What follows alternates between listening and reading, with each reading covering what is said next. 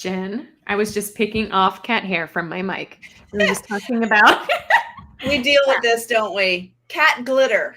It's cat glitter everywhere. on my cat mug today, so it goes Oh, with I my love hair. the cat mug. That's perfect. Well, as I was showing you earlier, I have my Tandem Services logo mug that I just got. And on the other side, ignore the lipstick, it's got my Love imprint it. logo. So I I am love very it. excited to have, I've wanted this for a long time. And it's one Hi, of those Sam. things, hey, Zan, that just takes forever to get around to getting it on your list, to getting it. So anyways, I was very thrilled to have it. So So when you I'm going to come, get more swag that has my logo on it. yes, you are. When you come, so Jen will be live with me here in a couple of weeks. I can't wait. I have a mug that is for the farm, and you're gonna have to drink out of it. Yes, I will love that. That will be awesome. It's very exciting. It will be wonderful. It will be wonderful. I needed the caffeine this morning. Yes, I did too. This is my second cup of coffee, and it's only 8:30 here. Good But golly. No. it's That's crazy. overcast. And we don't, normally I have sun this time of the morning and it's overcast, which I will take. I will take over the 111 temperatures. I will take the clouds, but it does make it harder for me to wake up. So. Well, I definitely put in some long hours this week already, and it was like, I was exhausted as well. Yes. So I needed some caffeine. But Zan's tuning in, and that's awesome. Anybody else that's tuning in, we love comments. We love to see them. So share them with us. Ask questions. We love it. Jen, last week we had a wonderful chat. You poured into me and everybody else, and I'm so grateful for it. Book funnel, so much fun.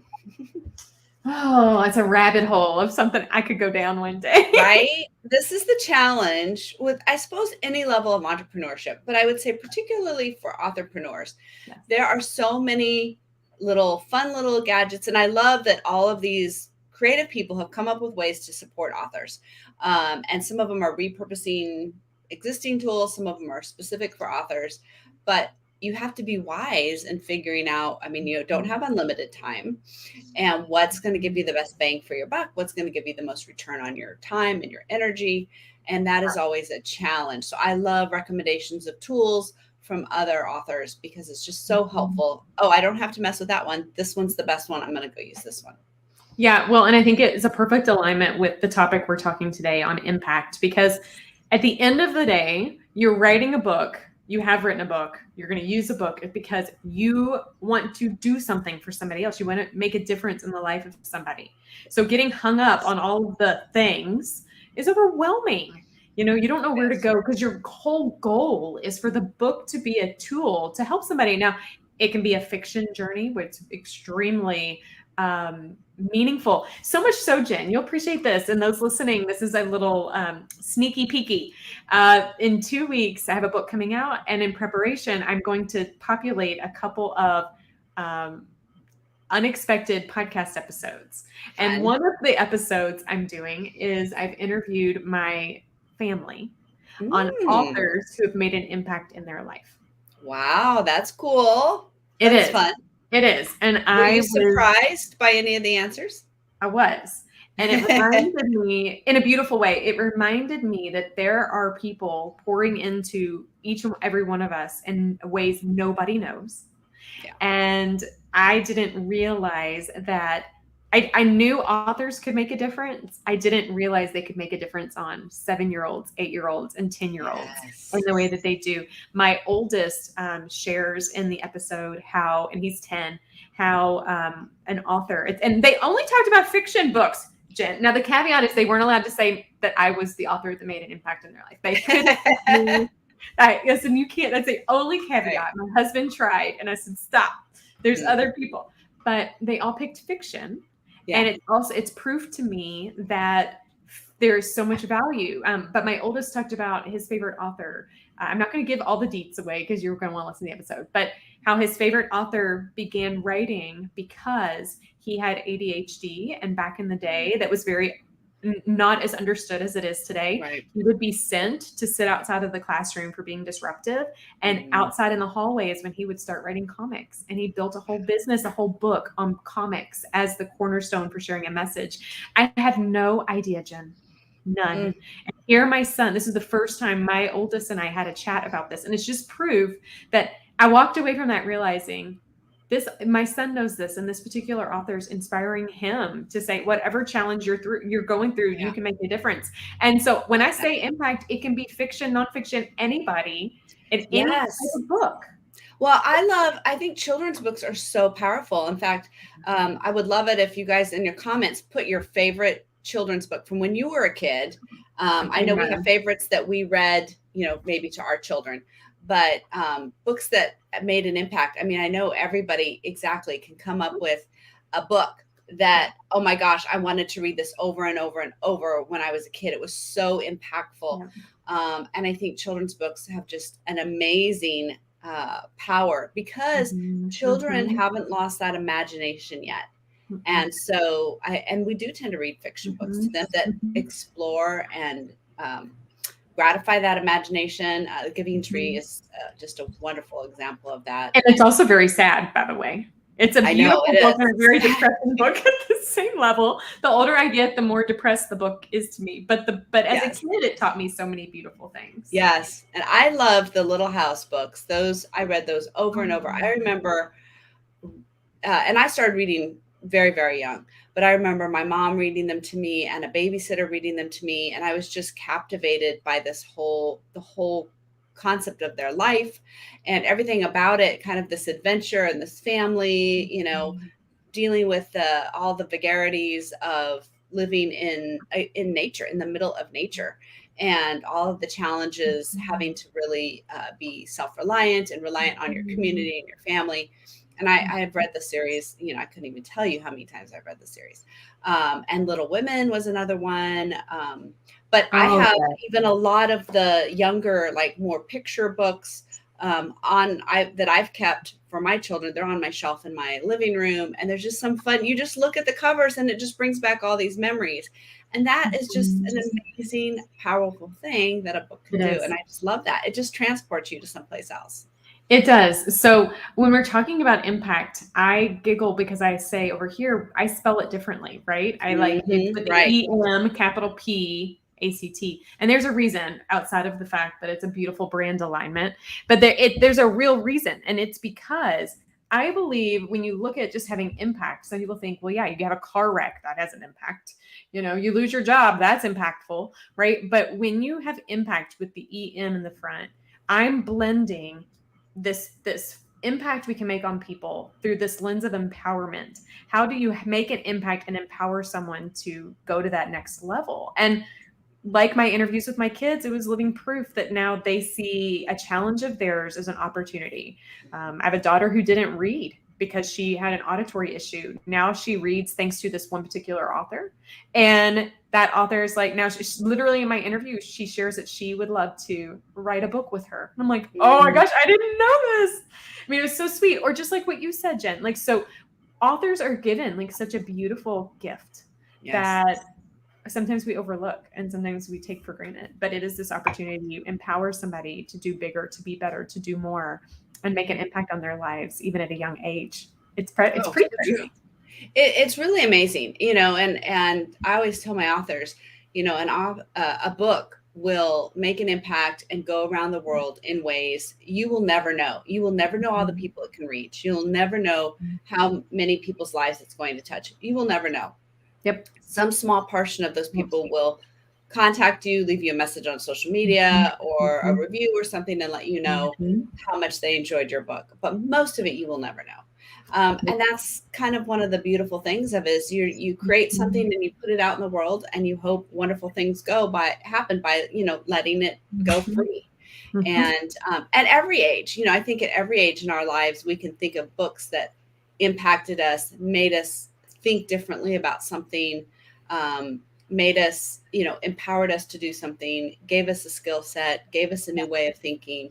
I know you and I read a lot of business books for our business, and a lot of them are really, there's a lot of mindset stuff in business books because there's so much that you have to change your thinking and some of those kinds of things. And so as I just think about the books over the past year that I've read and that have changed my ways of thinking. I was just sharing yesterday with my financial advisor, John Acuff's soundtracks. Oh, love it. I know. Isn't that, I got my kids his teen version. Oh, yeah. Yeah, because he was doing a pre-order where you got the audiobook for free, and I thought actually they might listen to the audiobook more than the actual book. That's and awesome. I think there's just something about when you find a book that you love, you want to share it with everybody you know, right? Because you're like, this was so important to me. This really had such a cool concept, or it changed my way of thinking. You just want to share it with everybody. And I love that. I love that power. You know, I mean, John Acuff will never know that. He's never going to listen to her. He might. He might. But probably not. We might have to tag him. See, I don't know. I'll tag him in here. John, and it's funny how you say Acuff. I say a cuff. I don't know. Is it the emphasis on the wrong syllable? And I'm looking because I have his books. I'm making sure I'm spelling his last name right. Acuff. Yeah, I'm going to say John Acuff. We love you. There you go. But I mean, that's a perfect example of, you know, something that can really, you can take just a couple key ideas and they can be really impactful. And then you start sharing them with people. And that is literally that ripple effect of that impact that you're talking about. It does. And actually, usually we save this till the end when we do a book to highlight, but it's really meaningful to do it now for me, I think. I just finished reading. I've been reading a lot the last couple of days. I'm on, I don't know, book 4 for the week or something insane. That's just what we do for our lives. Right. You read so much. You read so much. And I just finished this book. It's called The Picture Wall. Have you heard of it, Jen? No, that's really interesting. The Picture Wall. The subtitle is One Woman's Journey of Becoming His, Her, Their Mother. And the book is about a mother's process of navigating what it is like to have a biological son who becomes or acknowledges and aligns with being transgender to then becoming non-binary. And what is it like from the mother's perspective even through a Christian lens on how she navigated it. And this is what I love about books. Books allow us to understand and learn and realize and think about things we've never maybe thought about or considered or what have you. And so I could have put the book down. In fact, I think I read it in like a couple of hours. Like it was literally that good. But this is one of my favorite, I mean, the whole book is underlined. Okay. But one of my favorite quotes in it is at the end. It says, and here's the context. It's called The Picture Wall because hi, Kitty. Hi, Kitty. Yeah, the ghost. The ghost in my house. The ghost known as Pippin. Yes. So it's called The Picture Wall because this particular woman had a wall in her house where she collected photos of everybody. And when her child, they were making a move, she asked her child to take a look at the wall and if there were photos that, they didn't want there anymore to let her know. And they took down all of the photos of them. And it was because the photos that she remembered, the journeys that she remembered of motherhood were not in alignment with what their child saw. And it was really interesting. So the picture wall evolved, but you need to know that because in alignment with one of my favorite quotes in her book, it says this: "It's time for me to let go of the question, what was real, and accept that both versions of the story can be true at the same time." Yes. And I honestly don't know if I've ever read a book on such a timely topic that is so vulnerable and raw and loving and welcoming and honest ever. Yeah. And it was beautiful. That's the beauty of books. You can enter in someone else's story. You would never maybe know this person. Your paths may never cross. But now you've entered into her story. She was vulnerable and opened up her life to you, to her readers, and you were able to understand what it's like to walk in somebody else's shoes and their experience. And now your world is a little bit bigger because of that. And that is the beauty of books. That's just powerful. It's incredibly powerful.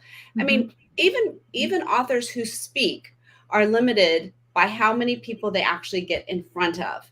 But with a book, it keeps going. Your book is not limited to who you can physically be in front of. And I think that's just a perfect example of the power of that. It is, and it's a story that it's this woman's true story of hardship and challenge that she could have just held inside. Yes, right. She could have not shared it. And because she shared it, she's changing people. Yeah. She is opening eyes. She is acknowledging things that not everybody talks about. She's being honest with herself, but through the lens of love. She's growing. She's helping other people. I mean, this is why we write books. Right. Because we can make an impact, not just a car wreck impact, an empowered impact that creates a pay it forward journey. That I would never have had the opportunity otherwise. So, I mean, I'm putting the author and the book title in the comments because it was truly impactful. And I think no matter who you are, no matter your journey, your thoughts on the topic or whatever, I think everyone should read this book. Yes, it's so powerful. And there's just something about understanding people's stories. I was talking to a client earlier this week on this very subject about bringing other people's stories. She's hosting a women's conference, and her goal, she's in the process of writing a book, and her goal is to bring in lots of people's stories because, even if you're just talking about just women, well, 50% of the population, there's such a variety of stories amongst just women. And so bringing those in, allowing us to understand other people's journeys, it's really incredibly, incredibly powerful. Yeah. So, of course, I'm putting on my marketing hat. How do you do that? Right? Writing the book. How do you do that? How do you do that? But writing the book is, I think, the first part. But as Jen so beautifully helped in me writing my Amazon description, it was so much fun. You probably were like, Stephanie, leave me alone. But I'm like, no, it was awesome. I loved it. I loved it. It's so much more fun working on other people's things. I know. Well, and I'm the first to say, like, I know I can help you, but I'm too close to it. But yes, and there was something in the description. It's like, what is a book if it isn't read? Yes. Shudder. Like the tree, does the tree fall? Like if no one hears the sound, kind of thing. In the forest, it hit me. That is where marketing comes in. You can write the most amazing book, but if nobody reads it, the impact is I want to cry. So how do you do that? Well, there's several ways, and that has been laying heavy on my heart, Jen, which is I think why the book that I've written that's coming out in on the 27th, so less than 2 weeks, and it's up for pre-order. Like little shameless plug, the ebook's up for pre-order right now. That particular book, it's written because of that, because I have this charge of please do not write a book and not share it. Please, please write a book and please make sure that your people find it. So how do you do that? And how do you do that? So, I share in the book, and my book's called Make Your Author Impact. So I'll put that in the notes when I stop talking and hand the baton over, but in the comment. But at the end of the day, how do you do that? Well, the important part is you need to make sure you have a strong platform. You need to leverage your connections. You need to do some visibility work. But all of that, and I hope the book walks away with empowering you with, thanks, Jen. Empowering you with that is that I have guardrails, but it's nothing as a one size fits all. Do not go and think I have to do these 10 steps. Think about who needs your book, and then ask yourself, how can I get it to them? Yes. And it's truly, that is the essence of it. It's true. And every book even is different. Having done this multiple times now, every book, I look at it and I think about what is the best way to get this into the hands of the people that want it. And there's some core things that you talk about in your book that stay the same, core thought processes, core messages, but the tactics of how you might do it can change from book to book.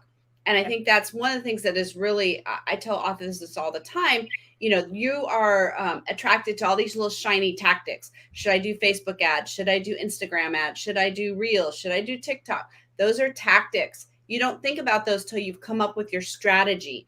And that is your core message, the core process of who you're going to reach. And that is exactly what your book walks them through, is that core strategy before we talk about all of the shiny impact tactics things that will change over time. TikTok's really hot right now, but so what? It may go away. Who knows? Yeah, right? well, that's my goal. Exactly. If you focus at the end of the day on the foundation of how you tackle it, then you can integrate any of the current things that are out there, but who knows? I social media might not be a thing in 10 years, might still be,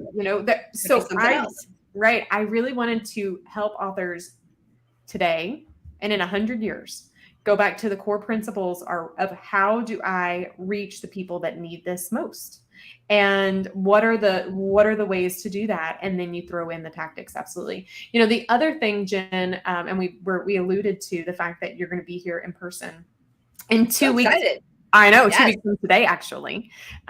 We are, the other big way that authors make an impact that I find is through speaking. And I'm not saying you have to do that, but speaking just is a beautiful next step in your impact journey, because it allows you to have a one-to-many reach. And Zan, thank you. You're so sweet. Oh, Zan, you will love it. This is really timely for you because Zan is working on her book with us right now. And so I think it will be very powerful for her. Yay!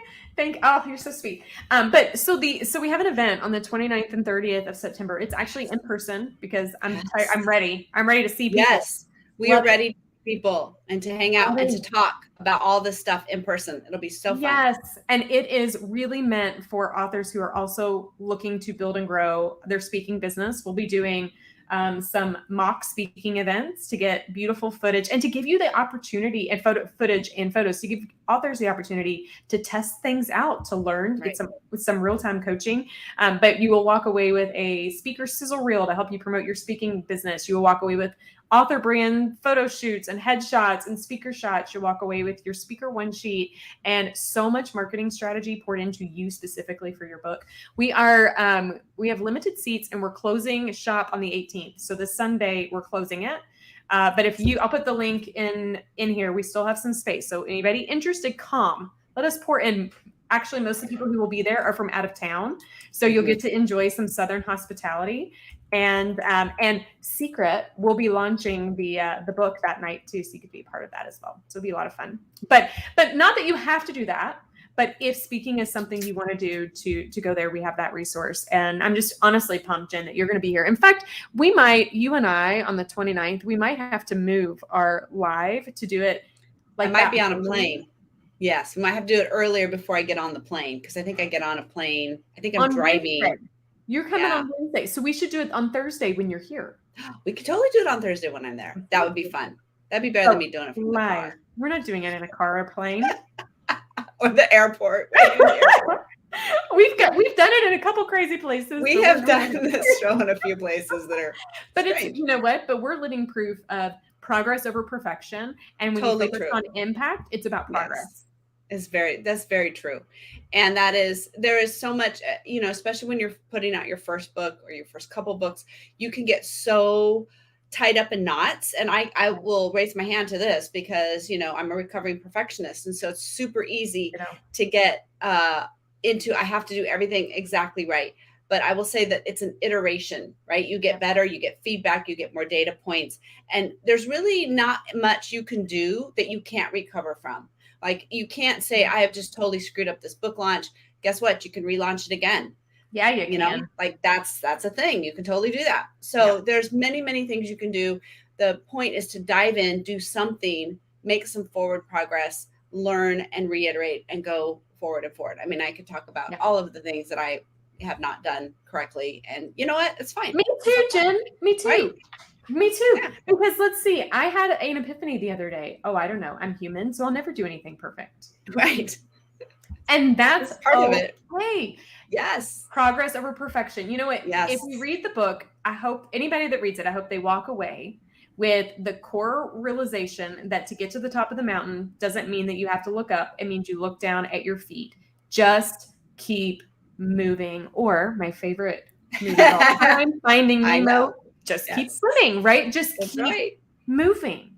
And if you've made a mistake or whatever, that's when you have this moment. It is a gift. Yeah. Use it. Absolutely. Use it for momentum, because there are people out there, little 10-year-olds out there, who are watching and listening and reading. And Yes. they need us. Yes. Get off my soapbox. Yeah. It's true though, right? It is so powerful. And we really do let that fear. I mean, and you and I both do the Colby, the Colby A, I think is the one for the individuals. But, you know, and we're quite different on that. I'm very high in fact finding. I'm like top of the scale fact finding. And so I'm very cognizant of this now. I like all the steps in order. I like to have everything, and then I think about it and I make sure, do I have it right? And it can be very hard for me to take action on that. Yeah. On one of the other scales is quick start, and I'm about as low as you can get because I'm a 1, and Stephanie's much higher in that. But having that this kind of collaboration together is fantastic, because I can get to it far enough, and then you're like, okay, we're done, let's go. And it's like, awesome, because I need that. I need someone to say, it's fine, let's just go. And so I need someone like you who does the opposite, like tells me, yeah, I want you to think about these 5 things. Yeah. And these 5 things will make your thing better. And that's why we need each other. Yes. And so this is where the power of having people in your community, in your corner, to help you along that process, which is part of what Stephanie and I love to do, is helping authors along this process, wherever they are in their writing journey, to provide some of that perspective, to tell you it's time to move faster, or nope, it's time to, let's run it through one more time, you know, whatever it may be. Having that, it's just really, I don't know that you could do this alone. I don't think you can do this journey alone. I don't think you're supposed to do life alone. I don't think you're supposed to. I don't think we were designed for that. And so having people on this journey with you, if you don't have people in your actual world that's in your corner, there are definitely online groups. You can reach out to us. We both have resources and things for people to help. But you need to do this in community, because you can't possibly know and see it all on your own, and you'll be likely to not move forward. I know so many people that get started and just quit, and then guess what? The whole world does not get to see your book, your thoughts, your story, the things that are so powerful that only you can bring to the table. And so I just encourage you to, if you're in that space, find someone to help you along that journey, so your story does not stay hidden in a drawer somewhere. And that, I mean, maybe a virtual drawer, maybe not a literal drawer, but. Exactly. Well, Jen, next week we're talking about empowerment. Yes. No, empowerment. Yes. Yes. Books empower people. Continuing really a lot of what we've been talking about today, about how your book can make an impact and why you want your book to be out there. We'll continue. And we'll give you some tangible tips on how to do that. All right, Jen, close us up with your beautiful closing. Oh, authors, as we have said today, your words have power, your book has power, and so does your message. So we invite you to take that message to the page and beyond, and join us next week as we have this continuing discussion. Yes, and Zan is right. Writing is isolating enough. We need a tribe. We want to be your tribe. Jen and I are real people who love people, and we love authors, and we love y'all. If you've got questions, we have answers, or if we don't, we'll drink over caffeine and talk it through with you. That's right. We'll figure it out. Yeah, so join us next week. We'll see you then. Bye, guys. Okay, bye-bye.